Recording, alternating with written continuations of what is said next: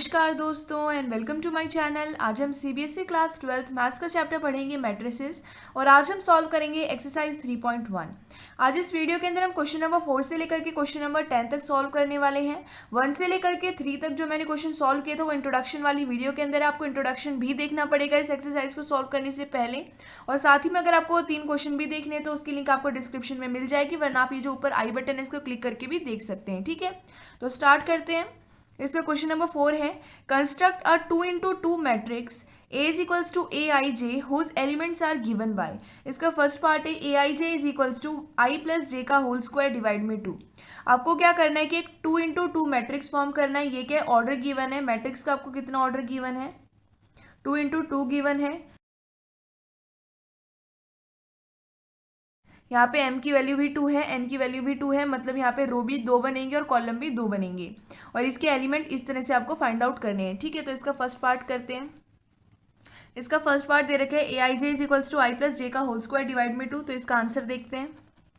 देखो, सबसे पहले तो आपको क्या करना है, 2x2 ऑर्डर का एक मैट्रिक्स फॉर्म करना है। ठीक है, तो यहाँ लिख देते हैं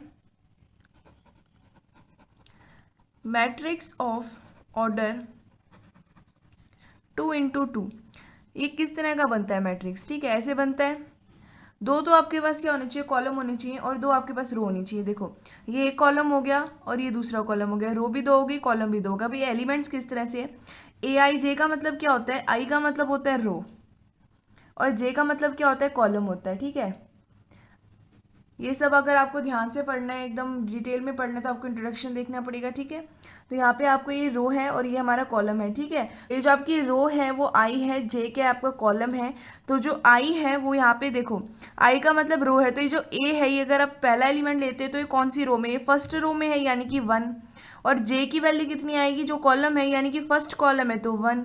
उसी तरह ये फर्स्ट रो है तो 1 और ये सेकंड कॉलम है तो 2। ये सेकंड रो है, फर्स्ट कॉलम है, ये सेकंड रो है और सेकंड कॉलम है। इस तरह आपको ये फाइंड करना है। यहाँ पे आपको करना क्या है, इस क्वेश्चन के अंदर a11 a12 a21 a22 की वैल्यूज फाइंड आउट करनी है। हाँ, आपको इनकी वैल्यूज फाइंड आउट करनी है और बताना है कि क्या मैट्रिक्स फॉर्म हो रहा है, इस तरह से कंडीशन लगाने पर। ठीक है, तो सबसे पहले हम क्या करेंगे, a11 को फाइंड करेंगे a11 को फाइंड। उससे पहले यहाँ पे आपको क्या गिवन है, a i j is equals to i plus j का होल स्क्वायर डिवाइड में 2, ये आपको गिवन है। अगर आप a11 फाइंड करते हो तो i की वैल्यू भी 1 है, j की वैल्यू भी 1 है, यहाँ पे i की वैल्यू भी 1 है और j की वैल्यू भी 1 है। आपको करना क्या है कि जो आपको एक फॉर्मूला तरीके से दिया हुआ है, आपको इसके अंदर पुट कर देनी है वैल्यूज। तो a11 की कितनी वैल्यू आएगी, i प्लस जे का स्क्वायर यानी कि 1 + 1 का स्क्वायर डिवाइड में 2। ये क्या हो जाएगा, 1 + 1 2, इसका स्क्वायर डिवाइड में 2 यानी कि 4 डिवाइड में 2, ये हो जाएगा 2। मतलब आपके a11 की वैल्यू कितनी आई है, 2 आई है। ठीक है, इसी तरह a12 निकालेंगे। तो a12 निकालना है। यहाँ पे a12 कैसे निकलेगा, i की वैल्यू 1 है, j की वैल्यू 2 है, तो a12 कितना हो जाएगा, 1 प्लस में 2 का होल स्क्वायर डिवाइड में 2 यानी कि 3 का स्क्वायर डिवाइड में 2, जो हो जाएगा 9/2। देयरफॉर a12 कितना आया अपना, 9/2 आया। ठीक है, इसी तरह हम निकालेंगे a21।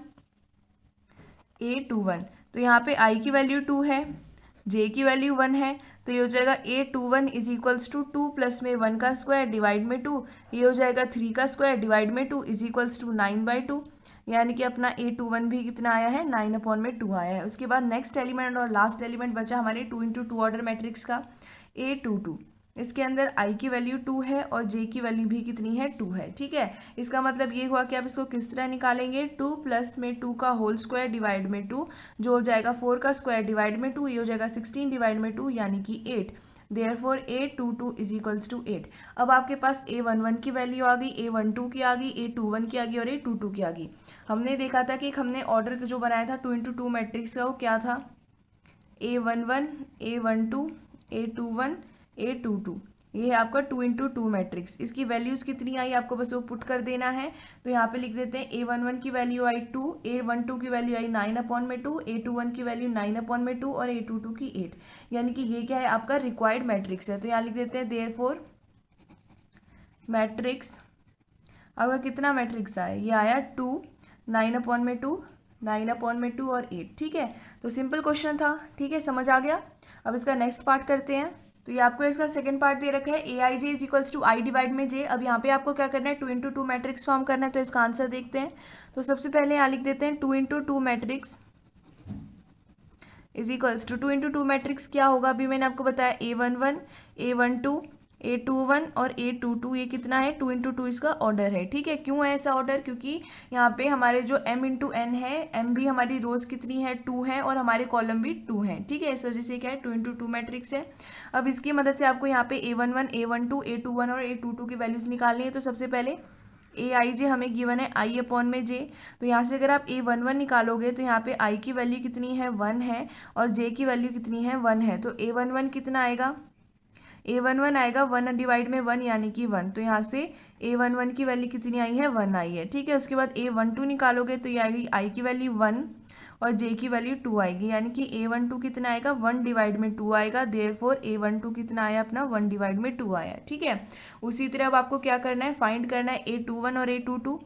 A21 कितना आएगा, आई की वैल्यू 2 होगी, जे की वैल्यू 1 होगी, तो A21 हो जाएगा अपना 2 डिवाइड में 1 यानी कि A21 की वैल्यू आएगी 2। उसी तरह A22 की वैल्यू कितनी आएगी, आई की वैल्यू 2 है, जे की वैल्यू भी 2 है, तो A22 की वैल्यू कितनी आएगी 2 डिवाइड में 2 यानी कि आपके पास A22 की वैल्यू आएगी 1। ठीक है, बात समझ में आ रही है आपको। तो यहाँ पे हमने लिख दिया कि therefore A is equals to, यहाँ पे मैट्रिक्स माना था 2 इंटू 2 ऑर्डर का। यहाँ पे आपको क्या करना है, वैल्यूज डाल देती हैं। A11 की वैल्यू कितनी आई है 1 आई है, A12 की आई है 1 डिवाइड में 2, A21 की 2 आई है और A22 की आई है 1, यानी कि ये क्या आपका रिक्वायर्ड मैट्रिक्स है। तो यहाँ लिख देते हैं देयरफॉर मैट्रिक्स, यहाँ पे कितना मैट्रिक्स आया है 1 2 1/2 1, ये क्या है आपका रिक्वायर्ड आंसर है। ठीक है, तो ये हमारा सेकंड पार्ट भी सॉल्व हो गया। अब इसका थर्ड पार्ट करते हैं। तो ये है इसका third part, a i j is equals to i plus 2 into j का होल स्क्वायर डिवाइड में 2, ये आपको गिवन है। यहाँ पे भी आपको 2 इंटू 2 ऑर्डर का एक मैट्रिक्स फॉर्म करना है। तो इसका आंसर देखते हैं। तो यहाँ पे मैंने लिख दिया 2 इंटू 2 मैट्रिक्स, जिसको हमने ए माना है। ये क्या है, first row first column, first row second column, second row first column, second row second column. ठीक है, इस तरह हमने एलिमेंट्स लिख दिए। इसका ऑर्डर है 2 इंटू 2, क्योंकि यहाँ पे 2 क्या है रोज है और 2 क्या है हमारे कॉलम्स है। ठीक है, अब यहाँ पे आपको करना क्या है कि इसका यूज करके A11, A12, A21 और A22 की वैल्यूज फाइंड आउट करनी है। तो यहाँ लिख देते हैं ए आई जे आपको क्या गिवन है, आई प्लस में 2j का होल स्क्वायर डिवाइड में 2, ये आपको गिवन है। यहाँ पे आई की वैल्यू 1 है, जे की वैल्यू कितनी है 1 है। ठीक है, तो यहाँ पे पुट करेंगे तो आपके पास A11 की वैल्यू आएगी। तो A11 की यहाँ से कितनी वैल्यू आएगी, 1 प्लस में 2 इंटू 1 का स्क्वायर डिवाइड में 2, ये हो जाएगा 1 प्लस में 2 का स्क्वायर डिवाइड में 2, जो हो जाएगा 3 का स्क्वायर डिवाइड में 2, जो हो जाएगा 9 अपॉन में 2, यानी कि आपके पास A11 की वैल्यू कितनी आएगी 9 डिवाइड में 2 आएगी। ठीक है, उसके बाद अगर आप A12 निकालते हैं तो आपके पास कितनी वैल्यू आएगी, A12 के लिए आपके पास आई की वैल्यू 1 है, जे की वैल्यू 2 है, तो A12 कितना हो जाएगा 1 प्लस में 2 इंटू जे यानी कि 2 इंटू 2 का स्क्वायर और डिवाइड में 2, ये कितना हो जाएगा 1 प्लस में 4 का स्क्वायर डिवाइड में 2, यानी कि ये कितना हो जाएगा 5 का स्क्वायर डिवाइड में 2, जो हो जाएगा 25 डिवाइड में 2। ये आपके पास किसकी वैल्यू आई, A12 की, A12 की वैल्यू आई 25 डिवाइड में 2। ठीक है, अब नेक्स्ट आपको किसकी वैल्यू फाइंड आउट करनी है, A21 की वैल्यू फाइंड आउट करनी है, A21 की। तो यहाँ पे I की वैल्यू कितनी है 2 है, J की वैल्यू कितनी है 1 है, तो A21 कितना आएगा, पहले तो है I यानी कि 2 प्लस में 2 इंटू जे यानी कि 2 इंटू में 1 का स्क्वायर डिवाइड में 2, और ये कितना हो जाएगा 2 प्लस में 2 का स्क्वायर डिवाइड में 2, जो हो जाएगा 4 का स्क्वायर डिवाइड में 2, जो होता है 16 डिवाइड में 2 यानी कि 8। तो यहाँ से आपके पास A21 की वैल्यू कितनी आई है 8 आई है। ठीक है, अब नेक्स्ट हमें आखिरी एलिमेंट यानी कि A22 को फाइंड करना है। तो A22 के अंदर I की वैल्यू भी 2 है और J की वैल्यू भी 2 है, तो A22 कितना आ जाएगा, I प्लस में 2 इंटू जे यानी कि 2 इंटू 2 का स्क्वायर डिवाइड में 2, ये कितना हो जाएगा 2 प्लस में 4 का स्क्वायर डिवाइड में 2, जो हो जाएगा 6 का स्क्वायर डिवाइड में 2, ये हो जाएगा 36 डिवाइड में 2, और ये क्या होता है 1 जा और 8 जा, यानी कि आपके पास A22 की वैल्यू कितनी आई है 18 आई है। अब आपके पास यहाँ पे A11, अब यहाँ पे आपके पास A11, A12, A21 और A22 की वैल्यू आ गई है। तो यहाँ डायरेक्ट लिख देते हैं therefore matrix is equals to, सबसे पहले A11 की वैल्यू आई है 9 अपॉन में 2, फिर A12 की वैल्यू आई है 25 डिवाइड में 2, A21 की वैल्यू आई है 8 और A22 की वैल्यू आई है 18। तो ये क्या आपका रिक्वायर्ड आंसर है, यानी कि आपका रिक्वायर्ड मैट्रिक्स है। ठीक है। अब इसका क्वेश्चन नंबर 5 देखते हैं। Construct a 3x4 matrix whose element are given by. यहाँ पे भी इसके पार्ट गिवन है, यहाँ पे इसके 2 पार्ट गिवन है। इस क्वेश्चन के अंदर आपको क्या करना है कि जिस तरह से आपको एलिमेंट्स के लिए यहाँ पे कंडीशन गिवन है, आपको वैसे करके एलिमेंट्स फाइंड आउट करने हैं 3x4 मैट्रिक्स के। यहाँ पे मैट्रिक्स का ऑर्डर आपको गिवन है 3 इंटू में 4, और मैट्रिक्स का ऑर्डर हम कैसे लिखते हैं, m इंटू एन लिखते हैं। m क्या होता है, अपनी रोज होती हैं, और n क्या होते हैं, अपने टोटल नंबर ऑफ कॉलम्स होते हैं। तो यहाँ पे टोटल नंबर ऑफ रोज कितनी बनेगी, 3 बनेगी, और टोटल नंबर ऑफ कॉलम कितने बनेंगे, 4 बनेंगे। ठीक है, इस तरह से आपको मैट्रिक्स को कन्वर्ट करना है, इस तरह से आपको उसको कंस्ट्रक्ट करना है, और उसके बाद उसके एलिमेंट्स को फाइंड करना है। ठीक है, तो इसका आंसर देखते हैं। इसका फर्स्ट पार्ट आपको गिवन है a i j is equals to half, फिर यहाँ पे मॉड गिवन है, मतलब इसके अंदर जो भी वैल्यू आएगी वो पॉजिटिव बन जाएगी, -3i प्लस में j। ठीक है, सिंपल क्वेश्चन है, जैसा पहले वाला किया वैसा ही है, बस यहाँ पे 3x4 मैट्रिक्स है। तो सबसे पहले यहाँ लिख लेते हैं मैट्रिक्स ऑफ ऑर्डर 3x4। सबसे पहले हमें 3x4 मैट्रिक्स बनाना पड़ेगा, तभी हम बताएंगे कि भाई कौन से एलिमेंट्स हम फाइंड कर रहे हैं। तो ये क्या बनेगा, इसको हम ए मान लेते हैं। तो देखो सबसे पहले यहाँ पे हमें एक स्क्वायर ब्रैकेट बनाना होता है, उसके बाद आपको क्या करना है, यहाँ पे 3 रो बनानी है, यानी कि 1 2, यहाँ पे ये बनेंगी। देखो अब बताओ कितनी रोज बन गई, 1 2 3, और हमें कितने कॉलम चाहिए थे, 4, यानी कि 1 2 3 4 हो गए। अब यहाँ पे ये होना चाहिए 3x4 ऑर्डर का, जो हमने कर दिया। अभी यहाँ पे एलिमेंट्स के नाम भी देने, ये है फर्स्ट रो के अंदर और ये फर्स्ट कॉलम के अंदर है, ये फर्स्ट रो के अंदर है, सेकंड कॉलम में, ये फर्स्ट रो में है, थर्ड कॉलम में, फर्स्ट रो में और फोर्थ कॉलम में। अब इसकी बात करेंगे तो ये सेकंड रो में है, फर्स्ट कॉलम में है, ये सेकंड रो में है और सेकंड कॉलम में है, ये है सेकंड रो में, थर्ड कॉलम में, सेकंड रो में और फोर्थ कॉलम में। ठीक है, इसी तरह ये वाला एलिमेंट थर्ड रो में है, फर्स्ट कॉलम में, ये थर्ड रो में है, सेकंड कॉलम में, third row, third column, third row, fourth column. ठीक है, अब आपको करना क्या है कि इन सब की वैल्यूज आपको फाइंड आउट करनी है ये कंडीशन यूज करते हुए। तो करते हैं। तो सबसे पहले हम क्या करेंगे, जो ए आई जे गिवन है उसे लिख लेते हैं, वो है half mod of -3i plus में j मोड क्लॉज। ठीक है, अब यहाँ पे a11 फाइंड करना है, यानी कि i की वैल्यू 1 है, j की वैल्यू भी 1 है, बस यहाँ i और j की वैल्यू पुट कर देनी है। तो यहाँ पे a11 की वैल्यू कितनी आएगी, हाफ मॉड ऑफ 3 इंटू में 1 प्लस में 1। अब ये कितना हो जाएगा, हाफ, ये हो जाएगा -3 प्लस में 1, ये क्या हो जाएगा हाफ, और ये हो जाएगा 1 माइनस में 3 यानी कि -2, और मॉड है यानी कि ये माइनस बन जाएगा प्लस, तो ये हो जाएगा हाफ इंटू में 2, और ये हो जाएगा कैंसिल, यानी आपके पास क्या वैल्यू आएगी, आपके पास 1 वैल्यू आएगी। देयरफॉर a11 की वैल्यू आएगी 1। ठीक है, सिंपल है। अब इसी तरह आपको a12 फाइंड करना है। a12 की बात करें तो i की वैल्यू 1 रहेगी, j की वैल्यू कितनी रहेगी, 2 रहेगी। तो a12 कितना आएगा, हाफ -3 इंटू में 1 और प्लस में 2, ये आएगा।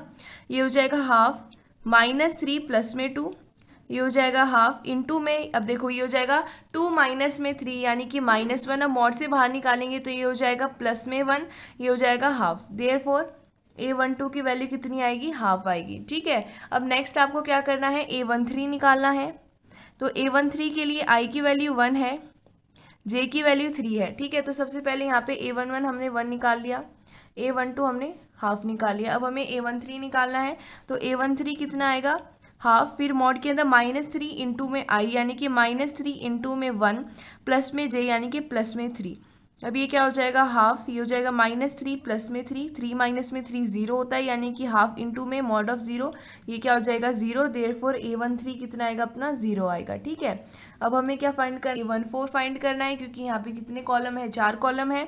तो a14 कितना आएगा, i की वैल्यू 1 रहेगी, j की वैल्यू हमारे पास 4 रहेगी, तो a14 हो जाएगा हाफ इंटू में मॉड ऑफ -3 इंटू में i यानी कि -3 इंटू में 1 प्लस में j यानी कि प्लस में 4, ये हो जाएगा हाफ -3 प्लस में 4, ये हो जाएगा हाफ, ये हो जाएगा 4 माइनस 3 यानी कि 1। अब 1 इंटू 1 हो जाएगा 1 और डिवाइड में 2। देयरफॉर a14 की वैल्यू भी कितनी आएगी, अपने पास 1 डिवाइड में 4 आएगी। ठीक है, अब नेक्स्ट हमारी रो की बात आती है, तो a21 हमें फाइंड करना है, तो यहाँ लिख देते हैं a21। तो a21 के अंदर i की वैल्यू 2 रहेगी, j की वैल्यू हमारे पास 1 रहेगी, तो a21 कितना आएगा, ये हो जाएगा हाफ इंटू में -3 इंटू में i यानी कि -3 इंटू में 2 प्लस में जे यानी कि प्लस में 1, ये हो जाएगा हाफ, ये हो जाएगा -6 प्लस में 1, ये हो जाएगा हाफ, ये हो जाएगा 1 - 6 -5, मॉड हटेगा तो +5 बन जाएगा, यानी कि हाफ इंटू में 5 इज इक्वल्स टू 5/2। देयरफॉर 821 की वैल्यू कितनी आएगी, 5 डिवाइड में 2 आएगी। ठीक है,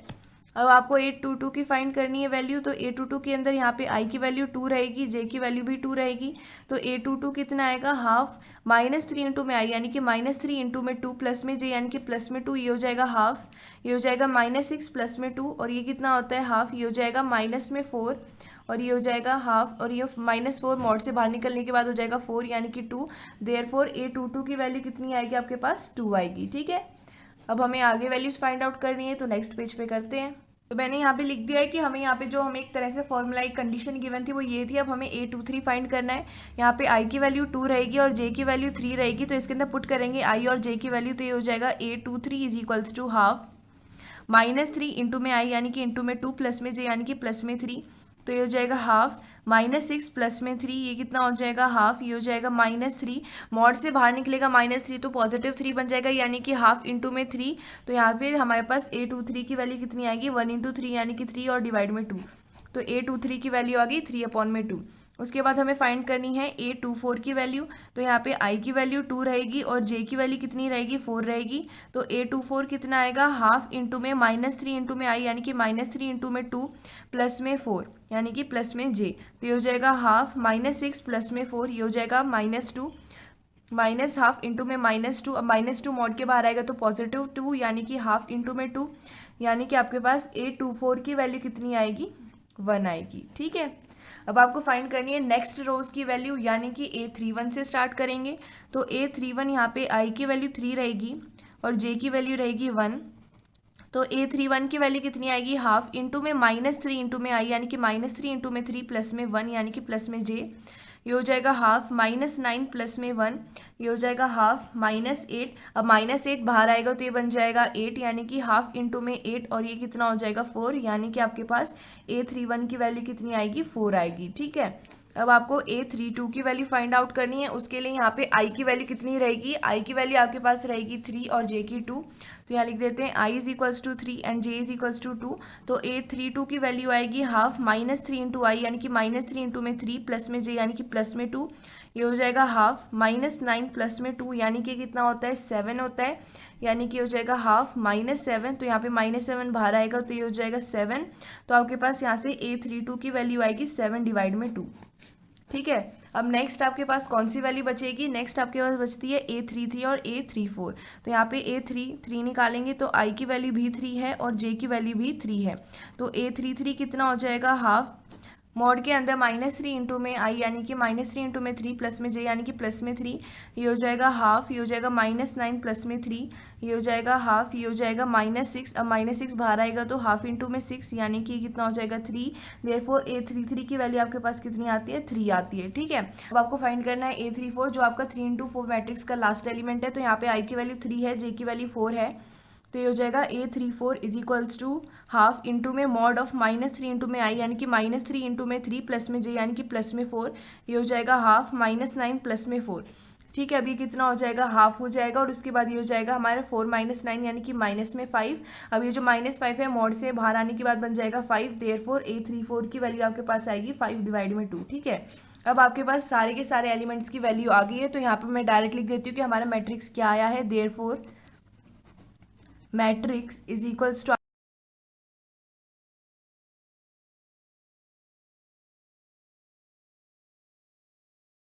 तो ये हमारे पास हमारा मैट्रिक्स है जो हमारा रिक्वायर्ड आंसर है, ये A11 की वैल्यू है, A12 की, A13, A14, इसी तरह ये 21 की वैल्यू है, 22 की है, 23, 24, उसके बाद 31, 32, 33 और 34, ये आपके पास हमारे जो एलिमेंट थे उनकी हमने वैल्यू फाइंड आउट की है। ये आपका सेकंड पार्ट है, Aij की वैल्यू हमें गिवन है 2i माइनस में j, आपको जो गिवन कंडीशन है इसके हिसाब से आपको क्या करना है, 3 इंटू 4 मैट्रिक्स बनाना है इस ऑर्डर का।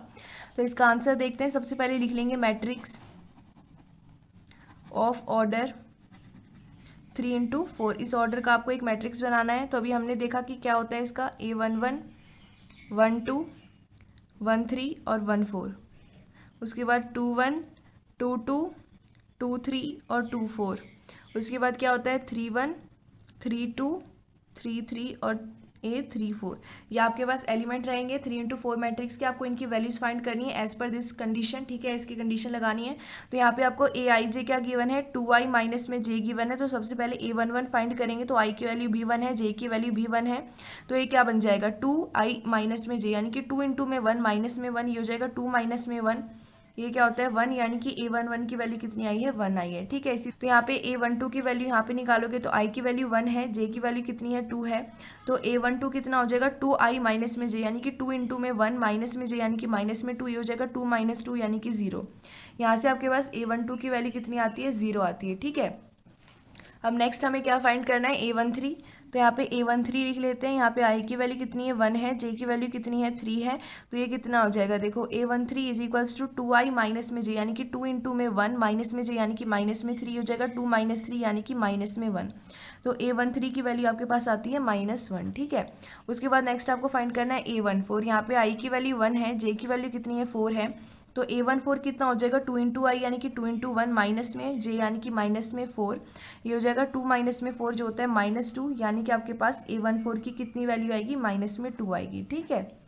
अब इसको आगे सॉल्व करते हैं। यहाँ पे आपको क्या करना है A21 की वैल्यू फाइंड करनी है। अब तो i की वैल्यू 2 लेंगे, j की वैल्यू 1 लेंगे, तो A21 की वैल्यू आएगी 2 × i, यानी कि 2 × 2 माइनस में j, यानी कि माइनस में 1, ये हो जाएगा 4 - 1 यानी कि 3, देयरफॉर A21 की वैल्यू आपके पास आएगी 3।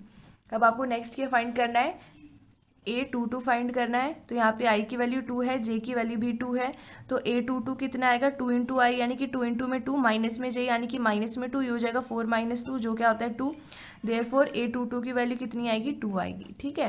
अब नेक्स्ट आपको क्या फाइंड करना है A23 फाइंड करना है। A23 यहाँ पे i की वैल्यू 2 है, j की वैल्यू 3 है, तो A23 कितना हो जाएगा 2 × में i, यानी कि 2 × 2 माइनस में 3, यानी माइनस में j, ये हो जाएगा 4 - में 3 जो 1 होता है, यानी कि 23 की वैल्यू कितनी आई है 1 आई है, ठीक है। अब नेक्स्ट आपको फाइंड करना है A24, तो जब A24 फाइंड करोगे i की वैल्यू 2 है, j की वैल्यू कितनी है 4 है, तो A24 कितना हो जाएगा अपना, ये हो जाएगा 2 × में i, यानी कि 2 × 2 माइनस में j, यानी कि माइनस में 4, ये हो जाएगा 4 - 4 यानी कि 0। इसका मतलब A24 की वैल्यू कितनी आएगी 0 आएगी, ठीक है। अब आगे फाइंड करते हैं नेक्स्ट रोज के लिए। नेक्स्ट पेज पे मैंने लिख दिया, ये हमें कंडीशन गिवन है। अब हमें A31 फाइंड करना है, तो यहाँ पे i की वैल्यू 3 रहेगी, j की वैल्यू 1 रहेगी, तो ये कितना हो जाएगा, ये हो जाएगा A31 इज इक्वल्स टू 2 × में 3 माइनस में 1, ये हो जाएगा 6 माइनस में 1 यानी कि 5, तो आपके पास A31 की वैल्यू कितनी आएगी 5 आएगी। अब नेक्स्ट आपको A32 फाइंड करना है, तो ये कितना हो जाएगा, यहाँ पे i की वैल्यू 3 रहेगी, j की वैल्यू 2 रहेगी, तो A32 की आपके पास वैल्यू आएगी 2 × i, यानी कि 2 × में 3 माइनस में j, यानी कि माइनस में 2, ये कितना हो जाएगा 6 माइनस में 2 यानी कि 4, देयरफॉर A32 की वैल्यू कितनी आएगी 4 आएगी, ठीक है। अब नेक्स्ट आपको A33 फाइंड करना है। A33 यहाँ पे i की वैल्यू भी 3 है, j की वैल्यू भी 3 है, तो A33 कितना आएगा, ये हो जाएगा 2 × i, यानी कि 2 × में 3 माइनस में j, यानी कि माइनस में 3, ये हो जाएगा 6 माइनस में 3 जो होता है 3, देयरफॉर A33 की वैल्यू कितनी आएगी 3 आएगी। अब नेक्स्ट आपको फाइंड करना है A34, यहाँ पे आपके पास i की वैल्यू कितनी आएगी 3 आएगी, j की वैल्यू कितनी आएगी 4 आएगी, तो A34 कितना हो जाएगा 2i माइनस में j, यानी कि 2 × में i, 2 × में 3 माइनस में j, यानी कि माइनस में 4, 6 माइनस में 4 जो होता है 2, देयरफॉर आपके पास A34 की वैल्यू कितनी आएगी 2 आएगी, ठीक है। तो आपके पास सारे एलिमेंट्स की वैल्यू आ गई है, बस आपको उनको लिख देना है। तो यहाँ लिख देंगे therefore required matrix of order 3 × 4 is, यहाँ पे लिख देते हैं आपके पास मैट्रिक्स ए क्या आया है, ठीक है। तो आपके पास मैट्रिक्स आया है 1 0 -1 -2 3 2 1 0 5 4 3 2, ये क्या है आपका रिक्वायर्ड मैट्रिक्स है, यानी कि आपका 3 × 4 ऑर्डर का एक मैट्रिक्स है, जिसके अंदर जो आपको कंडीशन गिवन थी AIG के, उसके हिसाब से एलिमेंट्स को आपने फॉर्म किया है, ठीक है। तो इसका क्वेश्चन नंबर 6 देखते हैं। Find the values of x, y and z from the following equations. आपको नीचे 3 पार्ट गिवन है, तीनों के अंदर कुछ इक्वेशंस गिवन है, आपको उनका यूज कर x, y और z की वैल्यूज फाइंड आउट करनी है, ठीक है। तो इसका पहला पार्ट है 4 3 x और 5, ये पहले वाले मैट्रिसेस के एलिमेंट्स हैं। सेकंड मैट्रिसेस के एलिमेंट है y z 1 और 5। यहाँ पे आपको ये प्रोवाइडेड किया गया है, यहाँ पे आपको उन्होंने दिया है कि जो गिवन मैट्रिसेस हैं दोनों इक्वल है, और जब हमने इंट्रोडक्शन का पार्ट पढ़ा था तब मैंने आपको बताया था कि दो मैट्रिसेस कब इक्वल होते हैं, जब उनका ऑर्डर सेम होता है। आप देख सकते हैं कि दोनों का ऑर्डर 2 × 2 है और साथ ही में ये इक्वल है। इसका मतलब ये हुआ कि इनके कॉरस्पॉन्डिंग एलिमेंट्स भी इक्वल होंगे। मतलब इसका कॉरस्पॉन्डिंग ये है तो ये इसके इक्वल है। तो इसका आंसर देखते हैं, यहाँ लिख देते हैं here corresponding elements are equal. यहाँ पे जो कॉरस्पॉन्डिंग एलिमेंट्स हैं वो इक्वल होंगे। इसका मतलब ये हुआ कि यहाँ पे 4 किसके इक्वल है, y के इक्वल है, यानी यहाँ से हमें y की वैल्यू मिल गई है। 3 z के इक्वल है, मतलब z की वैल्यू 3 आएगी। और उसके बाद हमें x की वैल्यू चाहिए, तो x के कॉरस्पॉन्डिंग में क्या है, 1 है, यानी कि x की वैल्यू 1 आएगी। तो यहाँ से हमारे पास x की वैल्यू 1 आई, y की वैल्यू 4 आई और z की वैल्यू 3 आई। ये हमारे पास रिक्वायर्ड आंसर है। Therefore x is equals to 1, y is equals to 4 and z is equals to 3। ये आपने सॉल्व कर दिया है इसका फर्स्ट पार्ट। ठीक है, अब इसका सेकंड पार्ट देखते हैं। इसके सेकंड पार्ट के अंदर आपको ये दोनों मैट्रिसेस इक्वल गिवन है। यहाँ पे भी इन दोनों का जो ऑर्डर है वो 2 × 2 है। यहाँ पे आप देख रहे हो कि इनका ऑर्डर क्या है, इक्वल है। इसका मतलब इनके जो कॉरस्पॉन्डिंग एलिमेंट्स है वो भी इक्वल होंगे। तो यहाँ लिख देते हैं here corresponding elements are equal. यहाँ पे जो कॉरस्पॉन्डिंग एलिमेंट्स है वो इक्वल है। तो यहाँ से आपको मिलेगा x प्लस में y के इक्वल क्या है, 6 है, यानी आपकी पहली इक्वेशन आ जाएगी। उसके बाद 2 इज इक्वल्स टू 2 है। 5 प्लस में z किसके इक्वल है, 5 के इक्वल है, यानी कि आपकी सेकंड इक्वेशन आ गई है। उसके बाद आपके पास है एक्स वाई। तो यहाँ पे एक्स वाई की वैल्यू कितनी है, 8 है। ये आपकी थर्ड इक्वेशन आ गई है। अब ये जो तीन इक्वेशन आई है इनका यूज करके आपको एक्स वाई और जेड की वैल्यू को फाइंड करना है। तो करते हैं। फिर यहाँ पे जो सेकंड इक्वेशन गिवन है from equation second, equation number second के अंदर आपको 5 प्लस में z is equals to 5 given है। तो z की वैल्यू कितनी आएगी, 5। ये 5 उस साइड जाएगा तो माइनस में 5, मतलब z की वैल्यू आपके पास 0 आ गई है। अब आपको फर्स्ट और थर्ड इक्वेशन का यूज करना है और उसके बाद x और y की वैल्यू को फाइंड आउट करना है। तो यहाँ पे आप लिखते हो from x y is equals to 8। यहाँ से अगर आप x की वैल्यू को निकालोगे तो कितनी वैल्यू आएगी, आप खुद ही बताओ। देखो सिंपल सी बात है, x की वैल्यू यहाँ पे कितनी आ जाएगी, 8 डिवाइड में y आ जाएगी। अब क्या करोगे, ये जो वैल्यू आई है ये क्वेश्चन नंबर, आप इसको 4 का नाम दे दो। अब ये जो इक्वेशन नंबर 4 है आपको इसको इक्वेशन नंबर 1 के अंदर पुट करना है। तो यहाँ लिख देते हैं पुट इक्वेशन नंबर 4 इन इक्वेशन नंबर 1। तो ये क्या हो जाएगा, 8 डिवाइड में y प्लस में y। तो आपके पास ये आ जाएगा। जब हम इक्वेशन नंबर क्या करेंगे, 4 को इक्वेशन नंबर 1 के अंदर पुट करेंगे, x की जगह 8 अपॉन में y आ जाएगा। ठीक है, अब आपको करना क्या है कि इस साइड एलसीएम लोगे तो ये हो जाएगा 8 प्लस में ये हो जाएगा हमारे पास y का square is equals to 6y। ठीक है, हमने क्या किया, दोनों साइड मल्टीप्लाई कर दिया y से। अभी क्या हो जाएगा, वाई स्क्वायर माइनस में 6y प्लस में 8 इज इक्वल्स टू 0। अब ये जो वैल्यू आई है इसको हम यूजिंग स्प्लिटिंग मेथड सॉल्व कर सकते हैं। तो इसको ऐसे लिख सकते हैं, वाई स्क्वायर इसको आप लिख सकते हो माइनस में 2y माइनस में 4y प्लस में 8 इज इक्वल्स टू 0। यहाँ से y को कॉमन लोगे तो y प्लस में 2 बचेगा। यहाँ पे आप लो -4 को कॉमन, तो आपके पास बचेगा y माइनस में 2 इज इक्वल्स टू 0। ठीक है, यहाँ से आपके पास y की दो वैल्यू आएंगी, एक आएगी y-4 और एक आपके पास आएगी इज इक्वल्स टू 0 और एक आएगी y माइनस में 2 इज इक्वल्स टू 0। यहाँ से y की वैल्यू 4 आएगी और यहाँ से y की वैल्यू 2 आएगी। तो आपको दोनों की दोनों वैल्यूज लिखनी है। एक को करना है कि जो दो वैल्यूज आई हैं इनको एक एक बार पुट करना है और वैल्यूज को फाइंड आउट करना है। तो करते हैं। मैंने यहाँ पे लिख दिया कि हमें z की वैल्यू 0 मिली है। अब आपको करना है क्या है कि y की वैल्यू हमें 4 और 2 मिली है। ये जो y की वैल्यू 4 और 2 मिली है आपको इसको इक्वेशन नंबर 1 यानी कि x प्लस में y इज इक्वल्स टू 6 के अंदर पुट कर देना है। ठीक है, तो करेंगे तो एक बार हम पहले 4 पुट करेंगे, for y is equals to 4। ये क्या हो जाएगा, x प्लस में 4 इज इक्वल्स टू 6, यानी x is equals to 6 minus में 4, ये हो जाएगा 2। मतलब x की वैल्यू 2 आएगी जब y की वैल्यू 4 है। ठीक है, उसके बाद हम देखेंगे for y is equals to 2। जब यहाँ 2 पुट करेंगे ये हो जाएगा x प्लस में 2 इज इक्वल्स टू 6, यानी कि x is equals to 6 minus 2 यानी कि 4। जिस समय y की वैल्यू 2 है उस समय x की वैल्यू क्या है, 4 है। तो यहाँ से हमारे पास जो आंसर आए हम उसको लिख देते हैं। Therefore x is equals to 2, y is equals to 4, जिस समय x की वैल्यू 2 है, y की वैल्यू 4 है और z की वैल्यू 0 है। और हमारे पास एक तो ये वैल्यू आई और जिस समय x की वैल्यू 4 है उस समय y की वैल्यू 2 है और z की वैल्यू क्या है, 0 है। तो इसके दो आंसर हैं, आपको दोनों को रिप्रेजेंट करके दिखाना है। ठीक है, आपने दोनों लिख दिए, मतलब आपने एकदम सही काम किया है। आपको इसका थर्ड पार्ट गिवन है। यहाँ पे आपको ये दो मैट्रिसेस इक्वल गिवन है, यानी कि यहाँ पे भी क्या है, इनके कॉरस्पॉन्डिंग जो एलिमेंट्स हैं वो इक्वल है। तो यहाँ लिख देते हैं since corresponding elements are equal. जो एलिमेंट्स है वो क्या है, इक्वल है। इसका मतलब x प्लस में y प्लस में जो z है अपने कॉरस्पॉन्डिंग एलिमेंट यानी कि 9 के इक्वल है। ये फर्स्ट इक्वेशन आ गई, ठीक है। तो ये जो फर्स्ट इक्वेशन है ये आ गई है। अब इसी तरह सेकंड इक्वेशन आ गई है, x प्लस में z इज इक्वल्स टू 5। उसके बाद थर्ड इक्वेशन आ गई है, y प्लस में z इज इक्वल्स टू 7। ये 3 इक्वेशन आ गई, इनका यूज करेंगे और x, y और z की वैल्यू को फाइंड आउट करेंगे, ठीक है। तो देखो सेकंड और थर्ड के अंदर से हमें x और y की वैल्यू कब मिलेगी, जब हमें z की वैल्यू पता होगी, है ना। तो हम क्या करेंगे कि जो फर्स्ट इक्वेशन है इसके अंदर क्या करेंगे, z की वैल्यू निकालेंगे। इससे कैसे निकालेंगे, ये जो x है, ये जो सेकंड इक्वेशन है, देखो फ्रॉम सेकंड से हम क्या करेंगे कि z के टर्म में इस पूरी वैल्यू को लिख देंगे। यानी कि ये जो x है, यहाँ पे इस x की जगह हम क्या लिख सकते हैं, 5।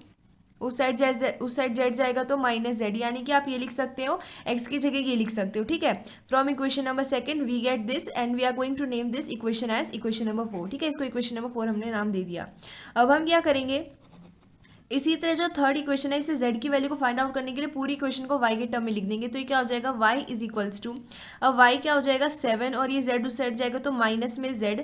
ये आपकी फिफ्थ इक्वेशन आ गई। अब आपको करना क्या है कि फोर्थ और फिफ्थ इक्वेशन को पुट करना है इक्वेशन नंबर 1 के अंदर। तो यहाँ लिख देते हैं put equation number 4 and equation number 5 in equation number 1।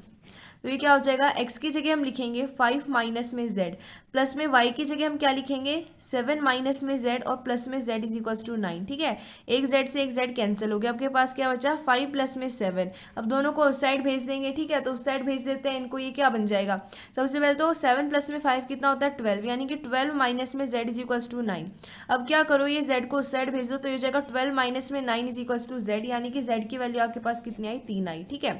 अब ये जो आपके पास z की वैल्यू 3 आई, आपको करना क्या है कि इसको इक्वेशन नंबर 4 के अंदर पुट करना है। यहाँ से x की वैल्यू आ जाएगी और इसको इक्वेशन नंबर 5 के अंदर पुट करोगे तो y की वैल्यू आ जाएगी। तो यहाँ लिख देते हैं put z is equals to 3 in 4। तो ये क्या हो जाएगा, x is equals to 5 minus में 3 यानी कि 2। तो x की वैल्यू कितनी आ गई 2 आ गई। अब उसी तरह put z is equals to 3 in equation number 5। तो y की वैल्यू आ जाएगी 7 माइनस में 3, ठीक है, यानी कि 4। तो y की वैल्यू हमारे पास कितनी आ गई है 4 आ गई है, और हमारे पास x की वैल्यू कितनी आ गई है 2 आ गई, यानी कि हमने फाइंड कर दिया x, y और z की वैल्यू को। तो यहाँ लिख देते हैं therefore x is equals to 2, y is equals to 4 and z is equals to 3, ठीक है। तो हमने ये क्वेश्चन को सॉल्व कर दिया है। अब इसका क्वेश्चन नंबर 7 देखते हैं, find the values of a b c and d from the equation. ये जो आपको नीचे की इक्वेशन गिवन है जिसके अंदर आपको दो मैट्रिसेस को इक्वल करके गिवन है, आपको क्या करना है यहाँ पे a b c और d की वैल्यू फाइंड आउट करनी है। तो करते हैं। सबसे पहले यहाँ पे जो मैट्रिसेस गिवन है ये 2 इंटू 2 ऑर्डर के हैं। इसका मतलब ये हुआ कि इक्वल है, तो कब इक्वल होंगे, जब इनके क्या होंगे ऑर्डर इक्वल होंगे और इनके कॉरस्पॉन्डिंग जो एलिमेंट है वो इक्वल होंगे। तो यहाँ पे ऑर्डर इक्वल है, हमें इक्वल का साइन गिवन है, मतलब ये हुआ कि इनके जो कॉरस्पॉन्डिंग एलिमेंट्स हैं वो क्या है इक्वल है। तो यहाँ इसका आंसर देखते हैं। तो यहाँ लिख देते हैं since corresponding elements are equal, therefore यहाँ से आपको क्या वैल्यू मिलेगी, जो कॉरस्पॉन्डिंग एलिमेंट है आपको इनको इक्वल कर देना है। यानी कि a माइनस बी में किसके कॉरस्पॉन्डिंग है, ये -1 के। तो ये आपकी फर्स्ट इक्वेशन हो गई। अभी यहाँ पे 2a प्लस में c किसके इक्वल है 5 के। तो ये आपकी सेकंड इक्वेशन हो गई। अभी यहाँ पे 2a माइनस में b हमारे 0 के इक्वल है। तो ये क्या है आपकी थर्ड इक्वेशन है। 3c प्लस में d आपके 13 के इक्वल है। ये क्या है आपकी फोर्थ इक्वेशन है। अब ये जो इक्वेशंस आई है इनका यूज कर कर आपको a b c और d की वैल्यू को फाइंड आउट करना है। तो करते हैं। देखो सबसे पहले देखो हमें a और b की वैल्यू कहाँ कहाँ से मिल सकती है। यहाँ पे a है, यहाँ b है, यहाँ पे भी a है, यहाँ b है। मतलब फर्स्ट और थर्ड इक्वेशन का यूज करके हम a b की वैल्यू निकाल सकते हैं। यहाँ से हमें c की वैल्यू मिल सकती है और यहाँ से हमें c और d की वैल्यू मिल सकती है। हम क्या करेंगे कि फर्स्ट इक्वेशन से from equation number 1, equation number 1 से अगर आप a की वैल्यू निकालोगे तो यहाँ पे क्या है -1 और ये b साइड जाएगा तो +b, यानी कि b माइनस में 1। तो आपको इक्वेशन नंबर 1 से a की वैल्यू ये मिलती है। इसको इक्वेशन नंबर आप 5 का नाम दे दो। अब यहाँ लिख दो पुट 5 इन इक्वेशन नंबर 3। फिफ्थ इक्वेशन को इक्वेशन नंबर 3 के अंदर पुट करोगे तो 2 मल्टीप्लाई में a की जगह लिखोगे b माइनस में 1 माइनस में b इज इक्वल्स टू 0। ये क्या हो जाएगा 2b माइनस में 2 माइनस में b इज इक्वल्स टू 0। ये हो जाएगा 2b माइनस में b, मतलब b माइनस में 2 इज इक्वल्स टू 0। तो यहाँ से b की वैल्यू कितनी आएगी -2 उस साइड जाएगा यानी कि 2। तो आपके पास b की वैल्यू आ गई है। अब आपको क्या करना है, जो b की वैल्यू आई है आपको इक्वेशन नंबर 5 के अंदर पुट कर देना, आपको a की वैल्यू मिल जाएगी। यहाँ लिख देते हैं put b is equals to 2 in equation number 5। तो ये हो जाएगा a is equals to b minus में 1, यानी कि b की जगह आ जाएगा 2 माइनस में 1, तो आ जाएगा 1, यानी कि a की वैल्यू आपको 1 मिल गई। ठीक है, अभी यहाँ पे अगर आप a की वैल्यू को पुट करते हो तो यहाँ से c की वैल्यू आ जाएगी। अब आपको करना क्या है कि put a is equals to 1 in equation number 2। तो इक्वेशन नंबर 2 क्या है, 2 इंटू में a यानी कि 2 इंटू में 1 प्लस में c इज इक्वल्स टू 5। तो c की वैल्यू कितनी आएगी 5, और ये 2 मल्टीप्लाई में 1 यानी कि 2 साइड जाएगा तो माइनस में 2, मतलब c की वैल्यू कितनी आएगी आपके पास 3 आएगी। अब ये जो c की वैल्यू 3 आ गई, इसको इक्वेशन नंबर 4 के अंदर पुट करोगे तो d की वैल्यू आ जाएगी। तो यहाँ लिख देते हैं put c is equals to 3 in equation number 4। तो ये हो जाएगा 3 इंटू में c यानी कि 3 इंटू में 3 प्लस में d इज इक्वल्स टू 13। ठीक है, तो d की वैल्यू कितनी आएगी 13, और 3 इंटू में 3 9, तो 9 उस साइड जाएगा माइनस में 9, यानी कि d की वैल्यू कितनी आएगी 13 माइनस में 9 यानी कि 4, तो d की वैल्यू कितनी आ गई 4 आ गई। ठीक है, तो यहाँ लिख देते हैं हेंस a की वैल्यू आई 1, b की वैल्यू कितनी आई 2 आई, c की वैल्यू 3 आई और d की वैल्यू कितनी आई 4 आई। ठीक है, तो ये हमारे पास वैल्यू आ गई। आप इस तरह के जो क्वेश्चन होते हैं आपको इसके अंदर ये एक बात ध्यान रखनी है कि जो भी इनकी वैल्यूज आती है ज़्यादा बड़ी नहीं आती। जैसे कि यहाँ पे भी देखो 1 2 3 4 आई, यानी कि वैल्यूज एक तो आसपास आती है, ऊपर से थोड़ी छोटी आती है। अगर आपकी बहुत ही ज़्यादा बड़ी वैल्यू आ रही है तो आप एक बार रिचेक कर लिया करो। ठीक है, क्योंकि ये वाले जो क्वेश्चन है लगभग जितने भी क्वेश्चन है उनके अंदर क्या होता है कि जो वैल्यूज है एक तो आसपास आएंगी, दूसरा थोड़ी कम यानी कि छोटी वैल्यूज आती है। ठीक है, अब इसका क्वेश्चन नंबर 8 देखेंगे। a is equals to a i j m into में n is a square matrix if. ये जो हमें मैट्रिक्स गिवन है जिसका ऑर्डर m इंटू एन है, ये स्क्वायर मैट्रिक्स कब कहलाएगा, आपको इनमें से ऑप्शन चूज करना है। तो मैंने आपको इंट्रोडक्शन के समय बताया था कि जो एक स्क्वायर मैट्रिक्स होता है उसका ऑर्डर क्या होता है m is equals to n होता है, यानी कि जितनी रोज प्रेजेंट होंगे उतने ही कॉलम प्रेजेंट होंगे। इसका मतलब ये हुआ कि जो आपका क्वेश्चन नंबर 8 है इसका आंसर क्या है, इसका ऑप्शन नंबर सी क्या है, इसका आंसर है, यानी कि ऑप्शन सी इज करेक्ट।